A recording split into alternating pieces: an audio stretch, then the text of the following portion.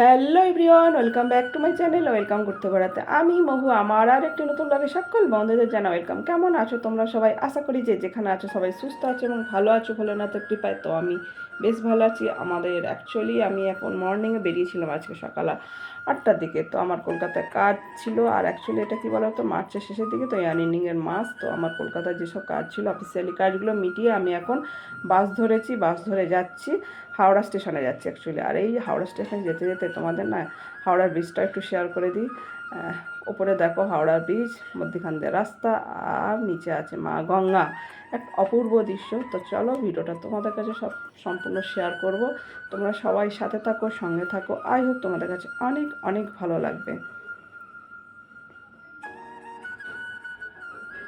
দেখতে থাকো।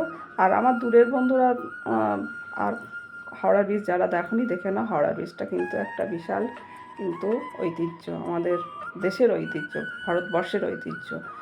আর আমি সাইডে একটা জানালার সাইডে সিটটা পেয়েছিলাম, তো সেটাই ভাবলাম আমার বন্ধুদের কাছে একটু শেয়ার করে দিই। হাওড়া ব্রিজটা দূরের বন্ধুরা যদি না দেখে থাকো হাওড়া ব্রিজটা দেখে নাও, আর কাছের বন্ধুরা তো অনেকেই দেখে থাকবে। তো চলো এবার কিন্তু আমি হাওড়া স্টেশনে ঢুকবো, ট্রেন ধরতে হবে অ্যাকচুয়ালি, আর অনেকটা বেলা হয়ে গেছে এখন।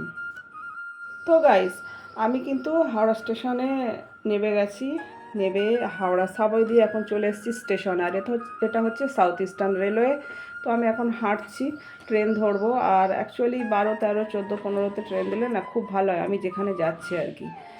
কিন্তু 17, 18তে বেশিরভাগ ট্রেন দেয় বেলার দিকে। আর এখন অনেকটা দুপুর হয়ে গেছে। ট্রেনটা কত নম্বরে দেয় দেখি, আবার ওয়েট করতে হবে। সকালের দিকে গেলে পরে কী হয়, ট্রেনটা মোটামুটি 13, 12, 15তে দেয়, কিন্তু বেলা হয়ে গেলে এই 17, 18তে দেয়, দেখা যাক। তো গাইস, তারপরে কিন্তু আমার 35 মিনিট লেট ছিল ট্রেনটা। তারপরে আমি ট্রেনটা পেয়ে গেছি। এটা হচ্ছে হাওড়া খড়গপুর লোকাল। তো আমি হাওড়া খড়গপুর লোকালে উঠে গেছি।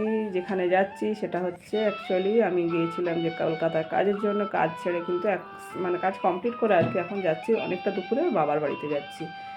বাবার বাড়িতে থাকবো কয়েকটা দিন, আর কাজকর্ম নিজের মেটাবো, এই হচ্ছে কথা। তো যাই হোক, এইটা কী বলো তো, হাওড়া দেরাদুন এক্সপ্রেস।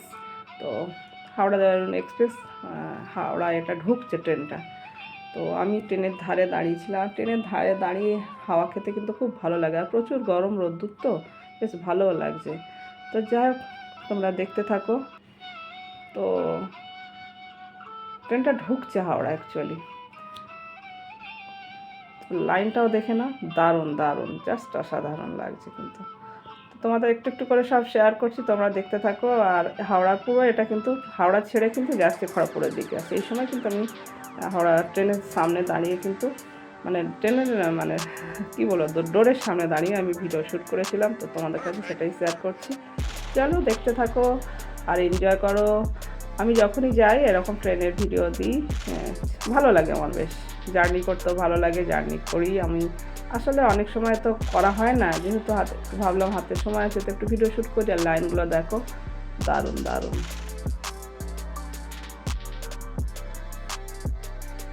তো গাইস, ট্রেন কিন্তু দ্রুত গতিতে ছুটছে, আর আমি একবার বসছি আর একবার এই ট্রেনের দরজার সামনে আসছি হাওয়া খেতে। তো যাও ভিডিও, আর আমার ট্রেনের থেকে না আবার কিছু সময় হয়ে এসেছে। তো চলো ভিডিওটা টানছি না, ভিডিওটা আজকের মতো এখানে এড করছি। আর আমি নেমে গেছি। দেখো ভিডিওটা ভালো লেগে থাকলে অবশ্যই একটা লাইক, কমেন্ট, শেয়ার করো, চ্যানেলটিকে সাবস্ক্রাইব করো, আমি পাশে থাকা বেল বাটনটা অবশ্যই অল করো। আমি যখন নতুন ভিডিও নিয়ে আসবো সবার আগে আসবে তোমাদের কাছে নোটিফিকেশন। যেখানে আছে সবাই সুস্থ থাকো, ভালো করে বলে রাখতে love you all, take care, tata. পরবর্তী দেখা হচ্ছে নেক্সট ভিডিওতে।